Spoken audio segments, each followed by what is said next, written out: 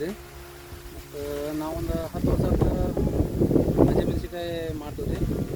ಮತ್ತು ಈಗ 5 ವರ್ಷ ಅಂತ ಬೇರೆ ವೆರೈಟಿ ಮಾಡ್ತಿದ್ವಿ ರೀ. ಈ ವರ್ಷ ರೋಕಿಟದ ಜಿತೇಂದ್ರ ತಲೆ ಹೊಸ ಮಾಡಿದ್ದೀವಿ ರೀ.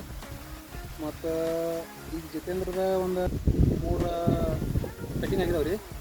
ಮತ್ತು 3 ಕಟಿಂಗ್ ಆದ ನಂತರ ಒಂದು 8-9 ಟನ್ ಮಾಲ್ ಹೊಂದೈತೆ ರೀ. ಮತ್ತು 80,000 ಹೋಗಿದ್ರಿ. ಮತ್ತು ಅದು ಬೇರೆದ ನಮ್ಮದೊಂದು ಬೇರೆ ಪ್ಲಾಟ್ ಅಲ್ಲಿ 1 ಎಕರೆ ಮಾಡಿದ್ದೀವಿ ರೀ. ಅದು 3 ಟನ್ ಹೊಂದಿದ್ರಿ 1 ಎಕರೆಗೆ ರೀ. ಮತ್ತು ಒಂದು 3 ಟನ್ ಹೊಂದಿದ್ರಿ ಒಂದು 700 ಏನಿಲ್ಲ ಅದು ಬೇರೆ ಕಂಪ್ನಿದು ಐತ್ರಿ. ಮತ್ತು ಈಗ ಜಿತೇಂದ್ರ ತಲೆ ಚಲೋ ಐತ್ರಿ. ಮತ್ತು ಸೈಜ್ ಮತ್ತು ಮಾರ್ಕೆಟ್ ಡಿಪೆಂಡ್ ರೀ. ಮತ್ತು ಶೈನಿಂಗು ಇದ್ರ ಕೈಯದ ಚಲೋ ಐತ್ರಿ.